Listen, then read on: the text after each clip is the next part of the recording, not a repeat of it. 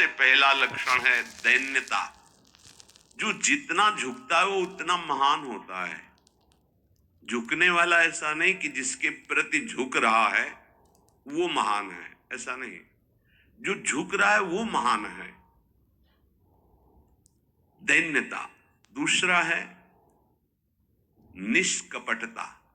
हमारे प्रभु की शरणागति की पुष्टता के लिए, शरणागति के तो अलग भाव वर्णन, हमारी शरणागति पुष्ट रहे, नष्ट ना हो। भगवत शरणागति पुष्ट तो भगवत प्रेम निश्चित प्रकाशित होता है। उपासक को देखना चाहिए कि दैन्यता है कि अभिमान है। हृदय में दैन्यता का स्वरूप है किसी भी तरह से हमें गाली दी जाए, अपमान किया जाए, निंदा किया जाए, तिरस्कार किया जाए तो मुझे ऐसा ही लगे कि मैं ऐसा ही हूं, इसी का पात्र हूं। उसे दैन्यता कहते हैं। वाणी से हम माइक से बोलेंगे कि हम अधम हैं, बड़े नीच हैं, बड़े ऐसे हैं, ये भी दैन्यता की भाषा है। और हाथ जोड़कर प्रणाम मुद्रा में रहेंगे, ये भी दैन्यता की मुद्रा है। लेकिन यहां हृदय की दैन्यता को कह रहे हैं कि जब कोई दूसरा कहे तू नीच है, अधम है, पाखंडी है, दंभ करता है, भक्ति नहीं है, और अपने को सीधी बात ये लगे कि सही बात है, मैं ऐसा ही हूं, इसे दैन्यता कहते हैं।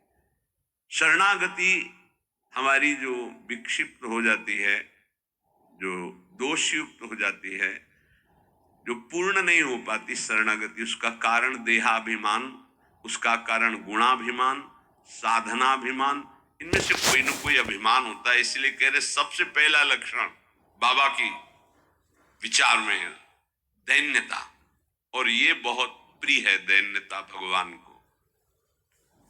दूसरी है निष्कपटता।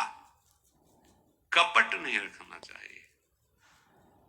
हरि और गुरुदेव, हरि गुरु चरण सेवा अनुसरहु, अर्चन बंदन संतत करहु, दासंतन कर शुक्ला।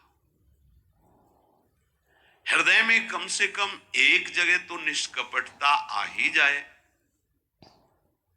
गुरुदेव भगवान से। पर ये बहुत छलिया मन है, ये सर्वज्ञ प्रभु से भी छल करना चाहता है, बहुत छलिया है। अगर हमारी शरणागति का अपहरण कोई करता है तो अभिमान और कपट। दूसरा जब निष्कपटता है तो कपट अगर है तो हमारी शरणागति ढक जाएगी। मोहि कपट छल छिद्र न भावा, मेरे प्रभु कह रहे हैं, यही दरबार दीन को आदर, पक्की बात। पहला है दैन्यता, दूसरा है निष्कपटता। शरणागत उपासक के हृदय में कपट नहीं। कपट का मतलब होता है कि मुख से कुछ और बोल रहे हैं और हृदय में कुछ और है। ये कपट प्रायः अपने लोग बहुत अच्छी तरह हृदय में सजा के रखते हैं, इसीलिए शरणागति पुष्ट नहीं होती। निष्कपटता जैसे का वैसा, बिल्कुल गुरु के सामने, प्रभु के सामने, उसमें। तीसरा सत्यता। वाणी में सत्य, हृदय में सत्य, आचरण में सत्य, सत्य धर्मयुक्त। असत्य संपूर्ण संसार के भोग और संबंध है। किसी भी संबंध और भोग में प्रियता है तो शरणागति का अपहरण हो जाएगा।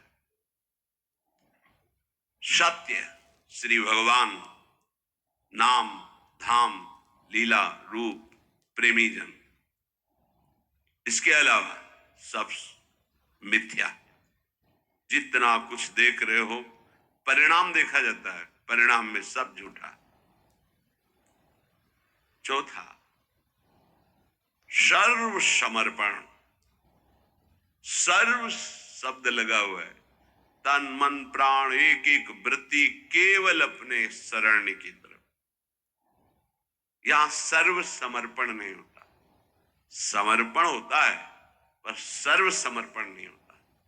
सर्व समर्पण कुछ हमारी पर्सनल वृत्तियां हैं, कुछ हमारी शर्तें हैं, कुछ हमारा है तो सर्वसमर्पण नहीं। सर्वसमर्पण